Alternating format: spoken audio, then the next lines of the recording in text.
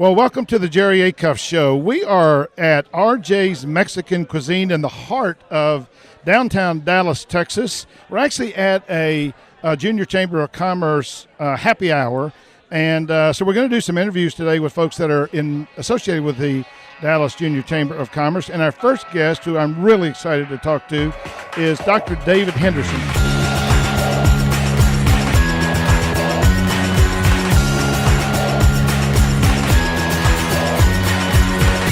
Dr. Henderson is a psychiatrist here in Dallas, and we've had a brief conversation because I know enough about medicine to be dangerous.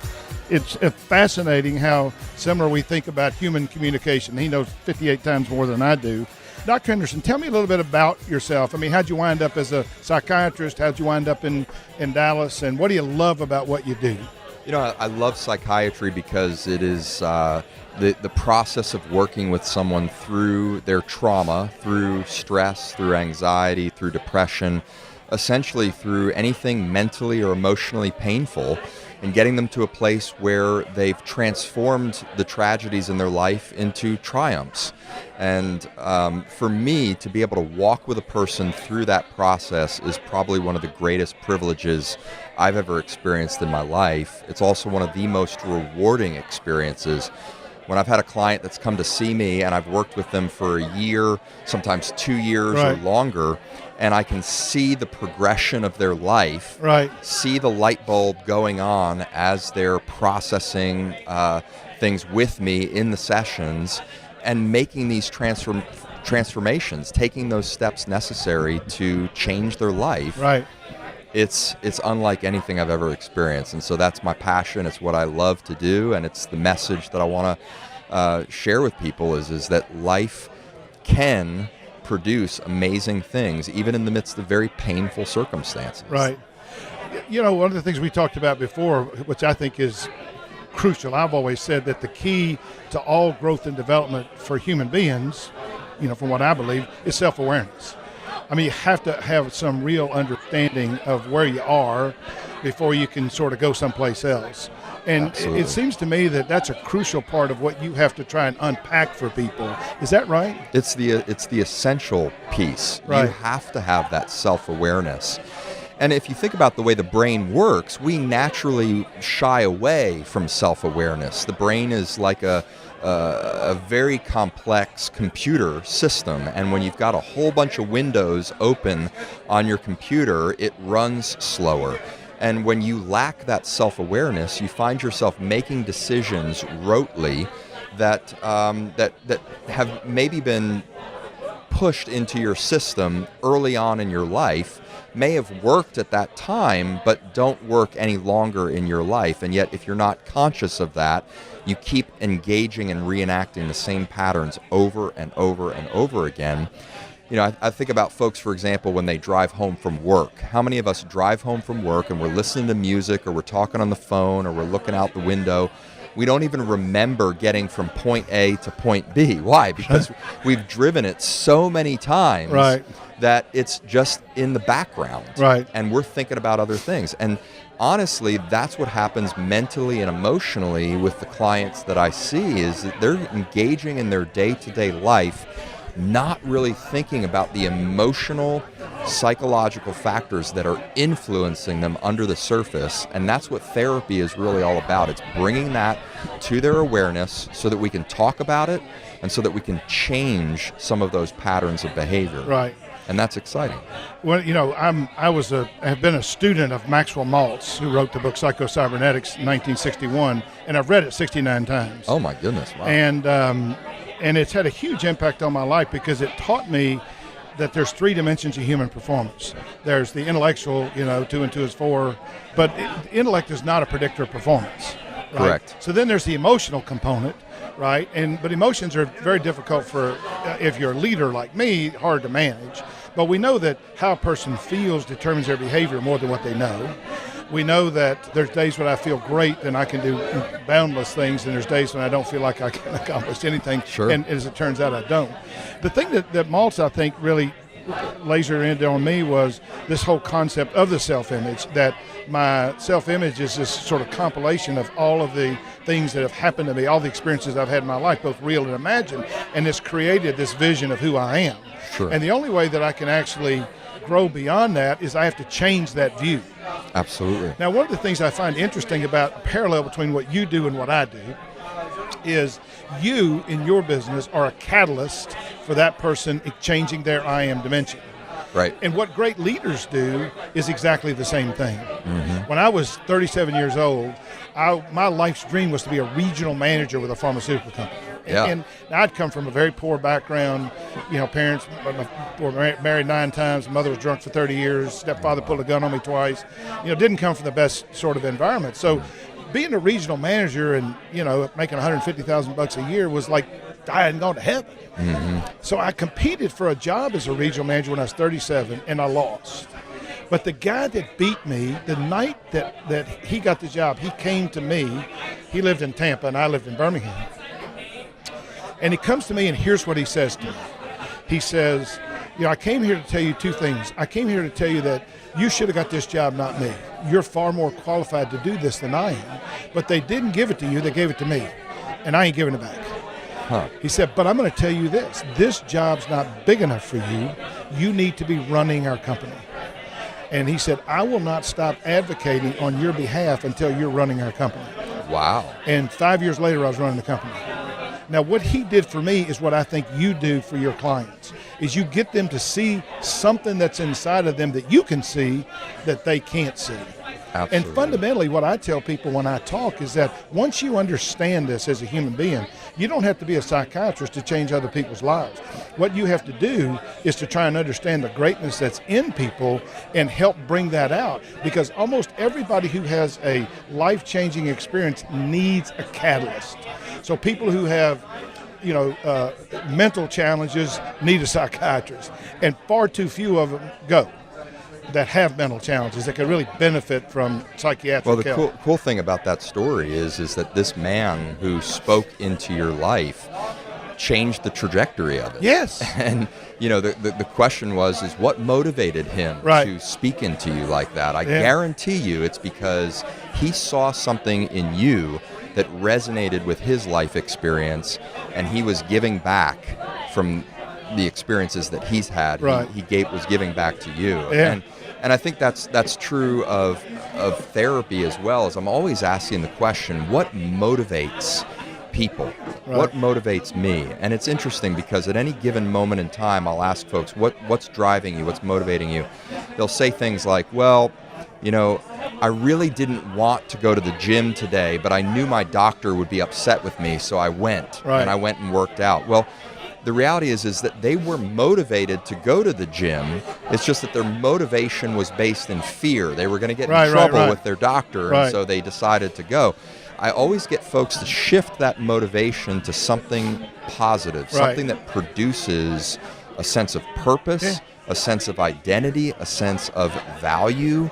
And if you can get someone from, that point, like this gentleman did for you, he spoke into you that there's something that you can do. There's value that you bring to the table, and I want to see that happen. You adopted that mindset and mentality, and that drove you forward. And that's the exciting thing is that when you tap into what's driving a person, what's motivating them, and then you can get them to shift that motivation, that's where you see positive change. I read an article this week in the Harvard Business Review. It was actually written in May of 2016, and it was called Love Network. You have to learn to love network. And what was fascinating about this article is it's so much exactly what you just said. Because what they said was there's fundamentally 2 mindsets about networking. And I actually wrote this blog because I was coming here tonight knowing that this is semi-networking event, et cetera, right? Yeah. So I said, well, what are the mindsets that you need to actually be good at networking? Well, the first thing I realized was there's 2 mindsets. One is a promotion mindset. The other one's a prevention mindset. Mm-hmm. So the prevention mindset is I have to do this because if I don't, I'm going to be fired. Or if I don't, I'm not going to have job security. So just like what you described, it's the wrong motivation. Right. The person with the promotion mindset comes here and says, I'm going to meet some really interesting people, like I've met you. Mm-hmm. And I'm going to benefit from either that exchange or from the fact that we've built that relationship. And so I'm excited about that. But But so there's a huge difference in how you get someone to shift their mindset. And, I do it, just sort of by the seat of my pants. You do it for a living. Absolutely. Well, and that's a great point. Is that the question really becomes risk versus reward. Right. And when you get someone to understand that the risk that they're taking is worth the reward that they're pursuing, right, that's when they start taking steps forward. When they believe that the risk is too great, they're going to hold back. We've heard that saying over and over again that says, change only occurs when the pain of staying the same gets too great, basically. Right. You've got to confront people, and I ask this question all the time: what is at stake for you right now? Right. In what you're doing and how you're acting, what's at stake? Right. And if you get people to lay out specifically the risk that they're worried about and the reward that they imagine that they can have, and you push them towards the reward and you get them acting in that and saying, this is worth it. It's worth it to go out to that social event and interact with people because of the friends you're going to experience. Right. People are afraid of rejection, for example. Yeah. I tell folks, you know what? If you go out and you talk to 100 different people, you may get rejected by 80 of them. That's 80%. That's a huge number. And yet, if 20% engage you and want to have a relationship with you, whether it's through friendship or romance or whatever, if 20% want that, that's 20 people. Right. And if you can understand that mindset and move forward in that respect, it really shifts people's attitudes. But so much of your business and my business are similar, because fundamentally, so much of success, whether it's mental health or whether it's success in life, is a function of your mindset. How do you actually think about things? And I talk about people all the time. People say to me, I was going to call you, but I know how busy you are. Mm-hmm. And I said, first place, you don't have a clue how busy I am. I said, I've written 3 best-selling books on relationship building, and I tell people, if you want a relationship with somebody, go get it. Only 2 things will happen. You'll either find out that person's a jerk, in which case, wouldn't you want to know that? Yeah. Or you're going to find out that person actually is somebody that you'd like to have a relationship with. So there's no losing in this thing. Right. It's just a question of what you consider a win. The nice thing for me is that I see a lot of clients that are not in that position where they're ready to change. Right. They're there in my office, they understand there's a problem, but they're scared and they want to be heard, they want to be known, but they're not ready for change. Right. And what I've learned over the years as I've been doing this in my practice is when I take a step back and I relax and I give them permission to stay the way they are. Right. And tell them, I'm going to be here with you. Right. Whether you change and whether you do some of the things that we're talking about or not, I will always be here. They relax. Right. They open up.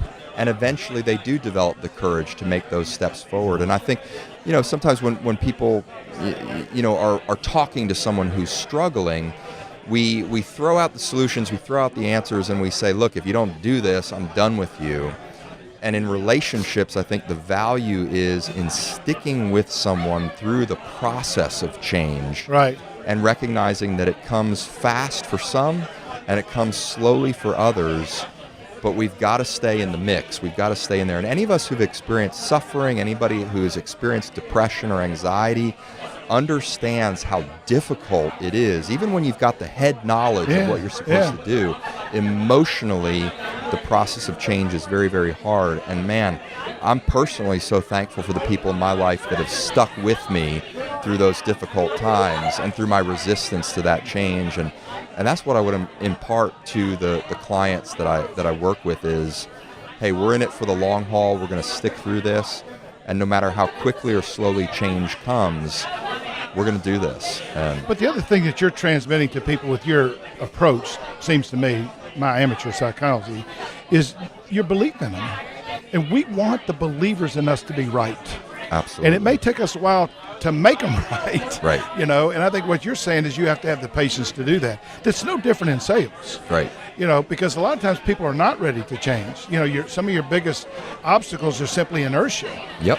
And if people don't, understand the negative consequences of not changing, juxtapose that with the benefits of changing, sometimes it takes a long time to get a person there. You're absolutely and right. if you're not patient, I mean, I have a client, one of my best clients, took me 9 years to get him to buy from me. Wow. 9 years. Now, a lot of people say, why the hell did you keep calling on the guy? And I said, because I knew that sooner or later, this guy was going to do business with me. I just believed it. Now, I didn't hound him. I call him a couple of times a year, and then the next thing you know, 9 years later, he calls me, I got to use you. Mm-hmm. And it's the same thing that you're doing. It's Absolutely. fabulous meeting you. I really appreciate what you're Great saying. to meet the you. parallels in our work are incredible. Yours is based on science. Mine's based on I'm making stuff up. But it's great to meet you. Well, we need to continue the conversation Well, I'd love at some to do point. that. Yeah. Thank you so much. I Thanks, appreciate Dr. it. Henderson.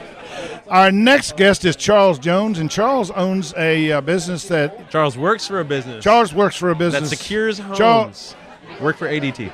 oh, is that right? Yes, I build one of their websites. Is that right? Yeah. Wow, I have ADT. Yeah, well, awesome. Thanks for paying my salary. I don't think our fee pays your salary, Charles. Yeah, But but you know what? You and all of your neighbors and most of the people in the next county do cover my salary. is that right? Wow. So Charles is the web developer for ADT, which is a wonderful company and protects probably one or two of my homes. Well, that's good to know. Loyal customers are what we need. Well, I mean, I know it's a service I don't know how people do without. You know, I just bought my house in April, and the second thing I did after getting new locks put on was get ADT installed. is that right? So, yeah. Well, you know, one of the things that you and I talked about right before we got started here was your journey with the Dallas Junior Chamber, and I asked you the question, was this a big networking opportunity? And you said, not really. You hadn't gotten a ton of business from this, but that you had gotten some other benefits. Could you talk a little bit about that? Sure. Well, the chamber is a lot of things to a lot of people, but it's not usually the same thing to any two people. For me, I was, I'm in tech. I was really lacking in social skills when I came around. The one story I remember real clearly, I was at the Children's Museum here in Dallas with my kids and my ex-wife, and some friends from college showed up.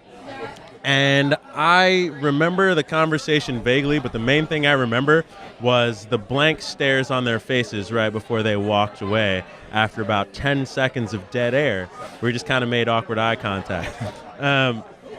That was, I wrote a lot at the time. I was in grad school, and I was writing, probably 4,000 or 5,000 words a week for school, and I was writing a blog as well. And I remember writing a post about my lack of social skills. And if I had the social skills that went along with the writing skills I had at the time, I'd have been fine. But they were atrocious. So I met our 2011 president at work, and I watched him, go out, have fun, meet a bunch of people. Like, he'd meet people outside the office after work to go hang out downtown. And I decided to tag along one day, and it was a chamber event. And after a lot of trial and error, I got the opportunity to build those social skills. I come out, and sometimes it's once a month, but everybody, goes out a little bit more than that. So right. Get a lot more opportunities to meet people and build those skills, and just kind of get to learn how to talk to people. Right. But, one of the things I find about millennials is, and I've done a lot of writing about millennials, is that their reliance on technology is a wonderful thing, but it also, in some cases, deprives them as the kind of social skills that you're talking about. Yeah, well, I'm kind of at the edge of the millennials. Right. Like I did when I was a kid. We did have the kitchen phone with the 30-foot long wire, coiled up wire. My parents both worked at IBM, so we got on technology bandwagons really early. So I had a cell phone in 1999, probably, and was already doing text messaging rather than talking by 2002, right. 2003. And so, I can see, I remember having to talk to people on the phone in order to get anything done. And right now, if somebody calls me and they haven't texted me to tell me that they're calling, I don't answer. I will text them back, what do you need?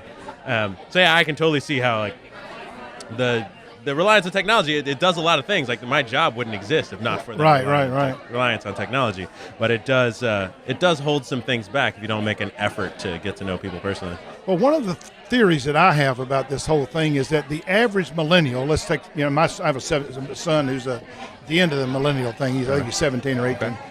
Okay.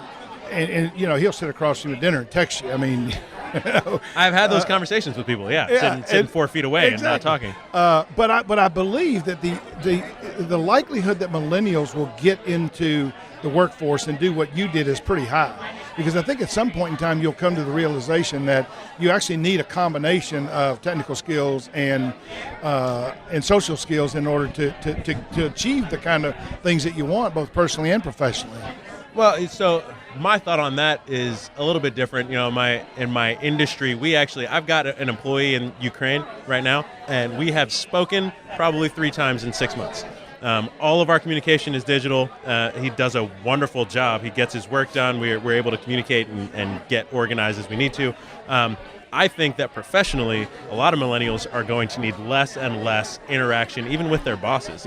That interaction to get, unless you're going to be going into sales or in retail, It's not going to take a lot of, those soft skills to get the job that you want. If you're in engineering or you're in development or something like that, data analysis is real big too.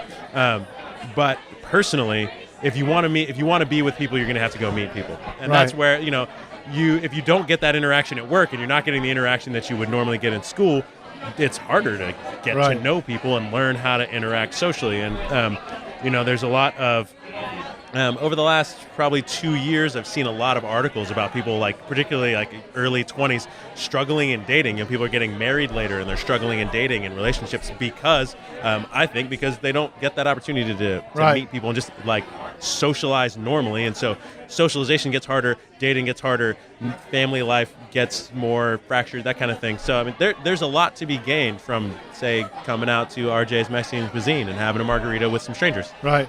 Yeah. I've written 3 best-selling books on relationship building, and one of the things I try and get people to understand is that networking is not overly complex, and having social skills isn't complex. You don't have to talk about yourself. What you need to do is just go be interested in other people. And because people want to talk about themselves. Sure, I love talking about me. Well, everybody does. And so, but if you're a decent listener and you actually don't mind finding out about other people, you can have great social skills. Sure. You don't have. Now, I'm an introvert by training. What does that mean by training? Well, I grew up as an introvert. I was always shy. I quit my first sales job. I'm rated one of the top 5 sales experts in the world. When first sales job, I quit because I couldn't get out of the car and call on customers. So I had to train myself to have selling skills the way you trained yourself, around social skills. But once you understand that all you really have to do to build relationships with people is to go really care about them. Yeah. Ask them some questions, try and understand who they are, and then see, do you have some shared substantive interest? Then you can have all kinds of relationships. Yeah. You don't have to be. The problem is a lot of people think that great social skills and networking requires you to be extroverted, requires you to have the gift of gab, and that's just not true at all. One of the biggest things that I learned is that you can learn to be social. You can learn to have social skills. If you don't have them, you're not a lost cause because if you're introverted or quiet or you say strange things at times. That was really my problem. The things that I don't know, they made sense to me at the time, and then I would see someone's reaction and be like, that didn't come out right. I don't really know what happened. But you can learn how to read situations. You can learn how to have conversations, for lack of a better idea, you can learn to be interesting and interested in other people. So that was a big deal to me, because feeling like I couldn't learn how to do it and I was just kind of a lost cause. You had to hope for some good fortune was really exhausting. Wow. Well, I appreciate you being on. Yeah. I would say to you, though, that the real lesson here to me is not that you got social skills, is that you were self-aware enough to know that you ought to get them. And to me, the key to all growth and development, regardless of whether it's, be more extroverted or to actually, be more social, is to be self-aware enough to know I probably ought to go do something to improve myself. And so that mentality will carry a long way. Yeah. Awesome. Thanks, man. It's great to meet you. Of course. Yeah. Congratulations on your engagement. Oh, thank you. Yeah. Our third and final guest here at RJ's Mexican Cuisine in the heart of downtown Dallas is Gerren Griffin, a very interesting young man who's regional vice president for Primerica in Fort Worth. Yes, sir. And so it's exciting to get a chance to meet you. Thank you for your service. Gerren was in the service for 4 years. I went to a military college. Yes, sir. I got to be in the service for 90 days. Okay. And I'll guarantee I did something in the service you did not do. What was that? I was in a tank that burned up. And if you've ever been the last guy in the tank that burned up, let me just say this, you don't want to be there. And what was even worse is once the tank burned up and I got out of it, then I got a letter from the Army a month later saying that if they could prove that we didn't do maintenance on it, we had to pay for the tank and stay until I was 100. Wow. And so thank God we'd done the maintenance. But anyway, yes, sir. I'm sure your military experience wasn't like that.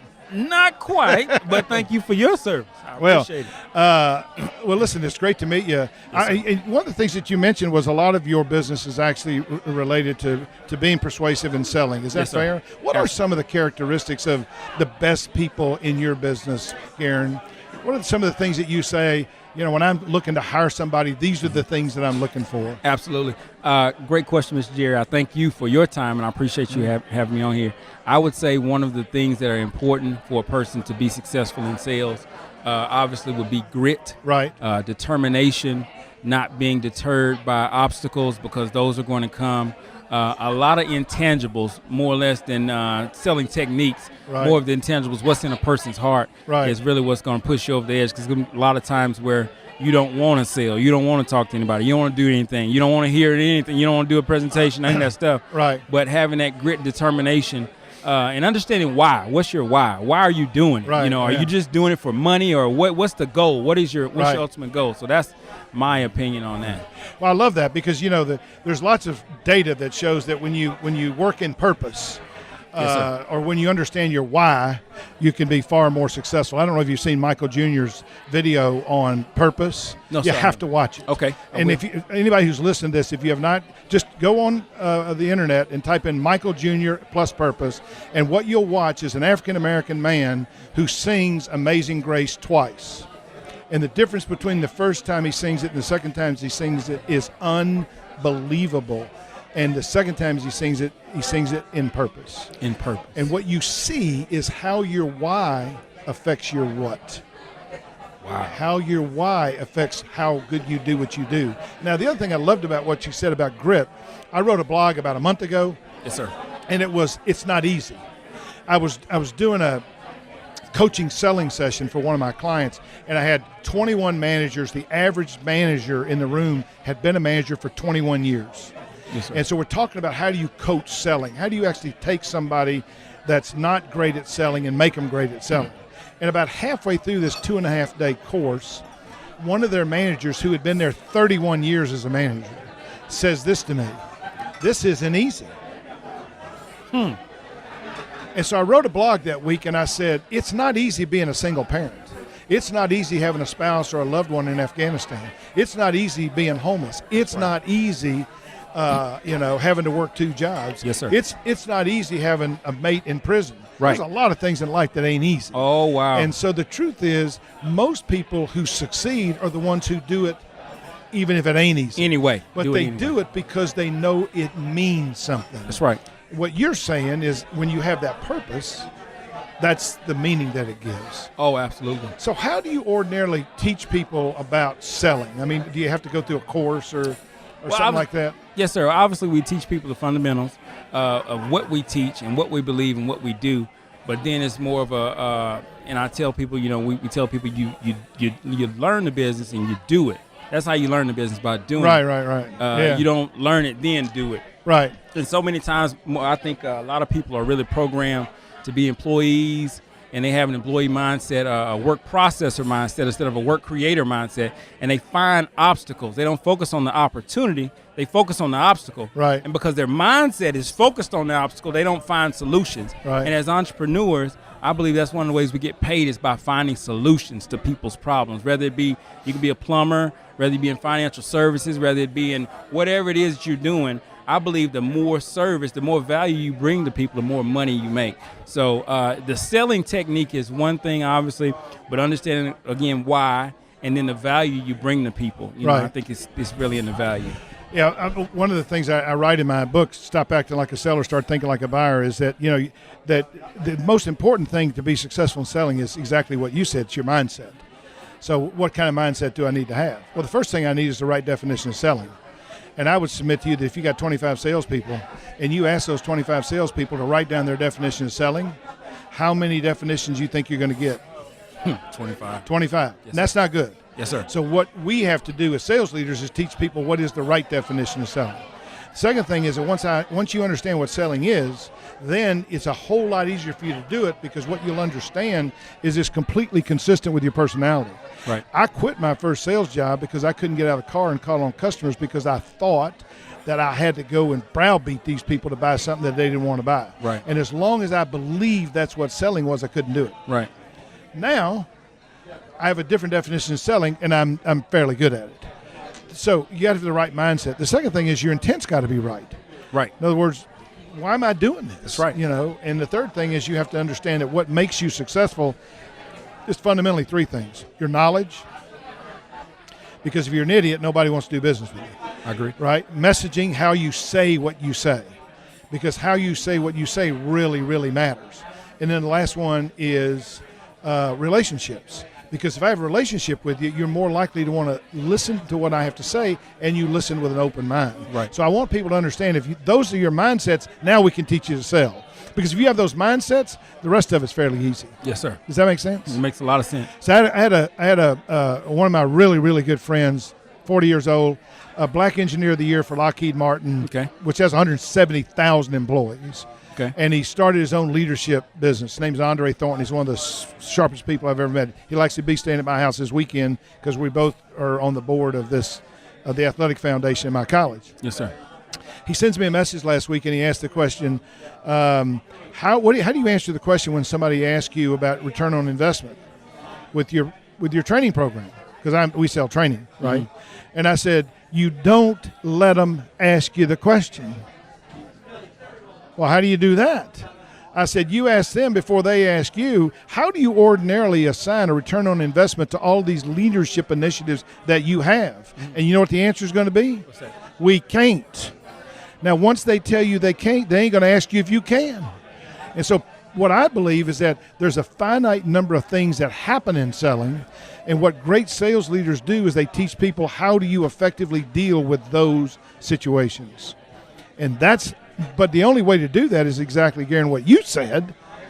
Go do it. Right. Because it's the old, Daniel Pink 10,000 hours before you develop expertise. Yes, sir. Isn't that right? Yes, sir. All right, so let me ask you this. I'm going to ask you one more question, and Okay. we're going to close this out. Okay. You're sitting with, and I don't say this to impress anybody because I wouldn't be number 5 if my ex-wife voted, but I am,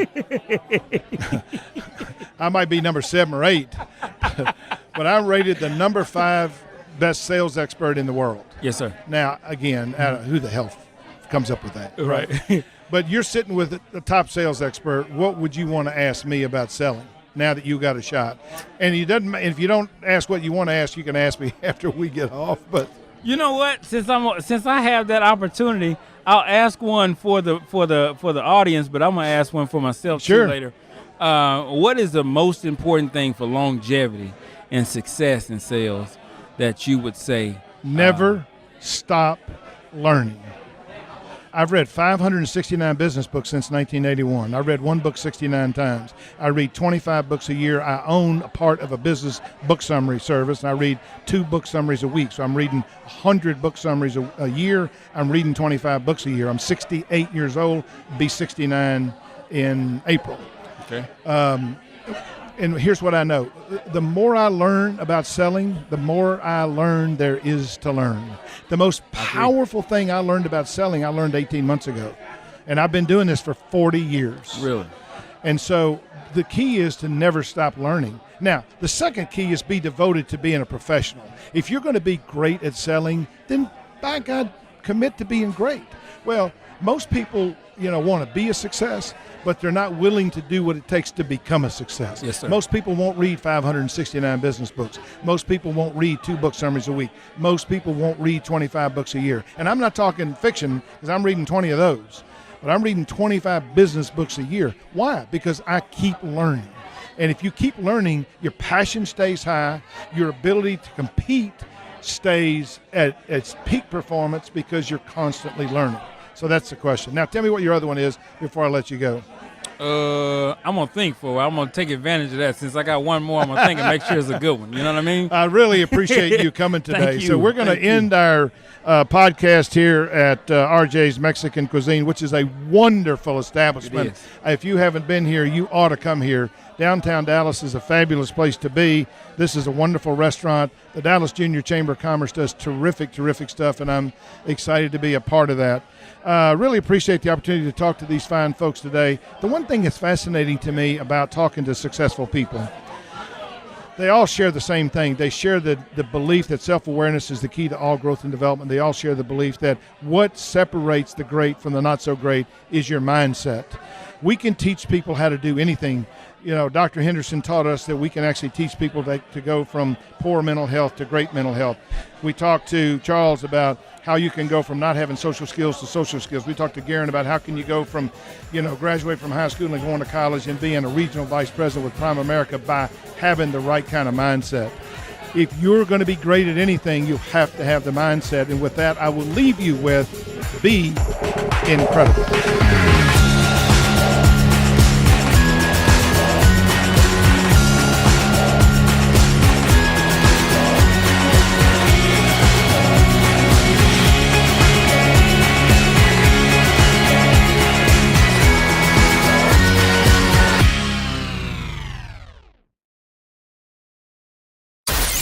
Listening to RMCN, the digital destination for premium talk radio.